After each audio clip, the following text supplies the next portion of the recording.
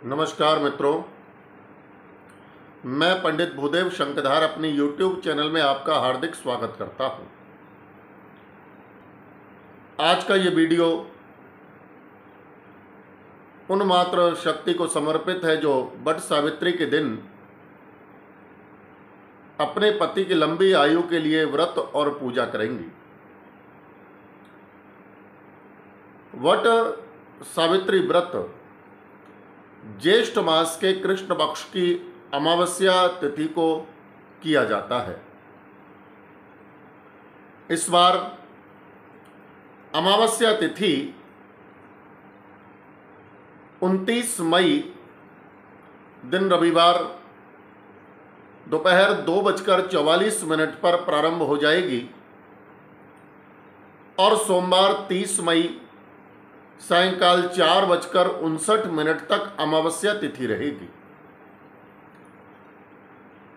जो स्त्रियां सारा दिन वट सावित्री व्रत रखकर सायंकाल के समय अपने व्रत का पारायण और पूजा करती हैं, उनको ये व्रत रविवार के दिन कर लेना चाहिए।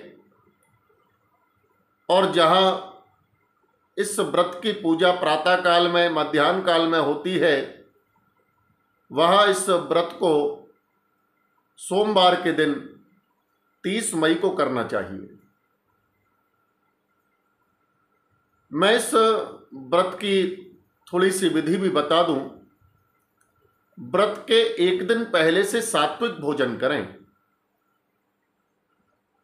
और व्रत के दिन प्रातःकाल उठकर स्नान करके नवीन वस्त्र धारण करें या स्वच्छ वस्त्र धारण करें, श्रृंगार करें और हो सके तो लाल रंग के वस्त्र धारण करें, लाल रंग की साड़ी पहने, क्योंकि लाल रंग की साड़ी सुहागन स्त्रियों को पूजा में अत्यंत शुभ मानी जाती है। और चूंकि वट सावित्री का व्रत पति की लंबी आयु के लिए किया जाता है, इसलिए लाल रंग की साड़ी पहनकर पूजा करने से विशेष फल प्राप्त होता है। जब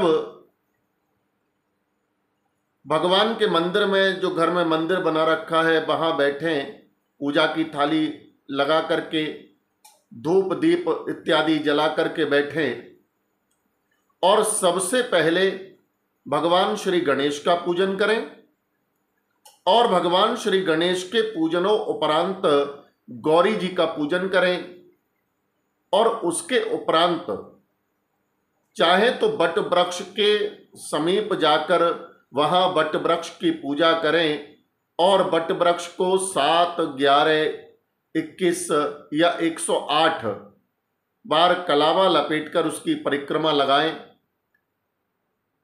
और कच्चे सूत का धागा एक वट वृक्ष को समर्पित करें, एक अपने गले में डालें। वट वृक्ष में ब्रह्मा, विष्णु, महेश इन तीनों का निवास बताया गया है, इसलिए इन तीनों की आराधना करें कि हे प्रभु, मेरे पति को लंबी आयु दो, उनको उत्तम स्वास्थ्य दो, उनको जीवन में सफलता प्राप्त हो, हमारे परिवार में सुख, शांति और आनंद की वर्षा होती रहे। ऐसी प्रार्थना करके सावित्री का ध्यान करें और उनसे प्रेरणा लें पतिव्रत धर्म की, और कैसे उन्होंने अपने इरादों पर अडिग रहकर अपने पति के प्राणों की रक्षा की। ऐसी प्रेरणा सावित्री के जीवन से लें, कथा का श्रवण करें, कथा पढ़ें और भगवान विष्णु के मंत्र का पाठ करें। मंगलम भगवान विष्णु मंगलम गरुड़ध्वजा मंगलम पुंडरीकाक्ष मंगलाय तनोहरि। इसके उपरांत घर आकर के जो भी पकवान इत्यादि बनाए हैं, उन सबको समस्त पारिवारिक जनों के साथ मिलकर के ग्रहण करें। घर में जो बड़े हैं उनके चरण स्पर्श करके आशीर्वाद लें। इस प्रकार वट सावित्री व्रत करने से मनोकामनाएं भी पूर्ण होती हैं और सुहागन स्त्रियों का सुहाग भी दीर्घायु होता है। आइए मैं इस व्रत की कथा भी बता दूं। इसको बट सावित्री व्रत क्यों कहा जाता है? सावित्री की कथा, जो एक महान नारी थी इस भारत की, जिन्होंने ये दिखा दिया कि अगर पतिव्रता स्त्री चाहे तो यमराज से भी अपने पति के प्राणों को वापस ला सकती है। पतिव्रता स्त्री की शक्ति को दिखाया उन्होंने। उनकी कथा इस व्रत से जुड़ी हुई है। भद्र देश के राजा अश्वपति की पुत्री थी सावित्री। बड़ी मन्नतों के बाद राजा अश्वपति को संतान के रूप में कन्या रत्न प्राप्त हुआ और नाम सावित्री रखा गया। जब सावित्री युवा हुई, विवाह योग्य हुई, तो राजा अश्वपति ने कहा कि जाओ और अपने योग्य वर ढूंढो, क्योंकि सावित्री सर्वगुण संपन्न कन्या थी, संस्कारी कन्या थी। राजा अश्वपति ने कह दिया जाओ अपने योग्य वर स्वयं ढूंढ लो।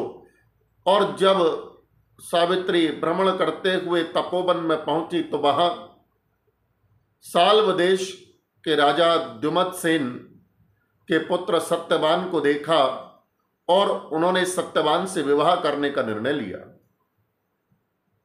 राजा द्युमत्सेन का राज शत्रुओं ने छीन लिया था, जिस कारण वो अपने परिवार के साथ वन में निवास कर रहे थे।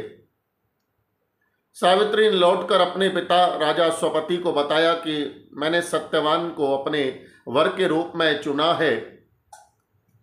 जब इसका पता नारद जी को लगा तो उन्होंने आकर के राजा अश्वपति से कहा कि सत्यवान के साथ सावित्री के विवाह मत कीजिए, क्योंकि सत्यवान तो अल्पायु है, 1 वर्ष के बाद उसकी मृत्यु हो जाएगी।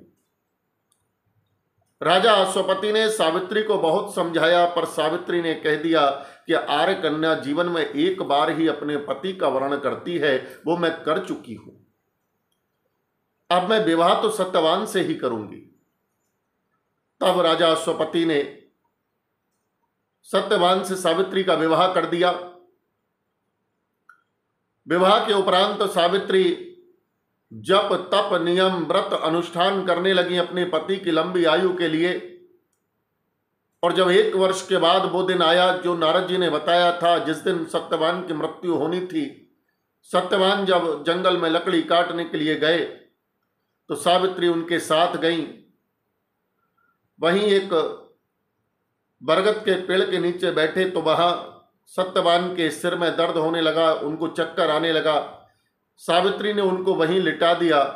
उसी समय वहां यमराज आए। यमराज को देखकर सावित्री ने उनसे बड़ी प्रार्थना की कि मेरे पति के प्राणों का हरण मत कीजिए, पर यमराज ने एक न सुनी और सत्यवान के प्राणों का हरण करके चल दिए। सावित्री भी यमराज के पीछे पीछे चलने लगी। जब बहुत दूर तक यमराज ने सावित्री को पीछे पीछे आते हुए देखा तो कहा, पुत्री तुम वापस लौट जाओ। ये संसार का नियम है, जो आया है उसको जाना पड़ता है। जिसने जन्म लिया उसकी मृत्यु अवश्य होती है। तुम चाहो तो मुझसे कोई वरदान मांग लो, मैं तुमसे प्रसन्न हूं। सावित्री ने कहा, यदि आप वरदान देना चाहते हैं तो मेरे सास ससुर दोनों अंधे हो गए हैं, उनकी नेत्र ज्योति लौट आए। यमराज ने तथास्तु वरदान दिया, ऐसा ही होगा, और फिर सत्यवान के प्राणों को लेकर आगे चल दिए। सावित्री अब भी पीछे पीछे चलती रही। फिर यमराज ने पीछे मुड़कर देखा, सावित्री अब भी आ रही थी। यमराज ने कहा, तुम वापस लौट जाओ, बदले में एक वरदान मैं और दे सकता हूं। सावित्री ने कहा, मेरे ससुर का राज्य शत्रुओं ने छीन लिया है, वो राज्य उनको पुनः प्राप्त हो जाए। यमराज ने यह वरदान भी दे दिया। फिर आगे बढ़े और बढ़ते बढ़ते जब पीछे मुड़कर देखा तो सावित्री फिर भी पीछे आ रही थी। यमराज ने फिर कहा कि मैं तेरी पति भक्ति से बड़ा प्रसन्न हूं, परंतु मैं तेरे पति के प्राणों को वापस नहीं कर सकता, तू एक वरदान और मांग ले। तीसरा वरदान मांगने को कहा। सावित्री ने कहा, यदि आप देना चाहते हैं तो मुझे यह वरदान दीजिए, मैं 100 पुत्रों की मां हो जाऊं। यमराज ने यह वरदान भी दिया। जैसे ही आगे बढ़े तो सावित्री ने रोक लिया। आपने मुझे 100 पुत्रों की मां होने का वरदान दिया है और मेरे पति के प्राण आप लिए जा रहे हैं, तो यह वरदान कैसे सत्य होगा।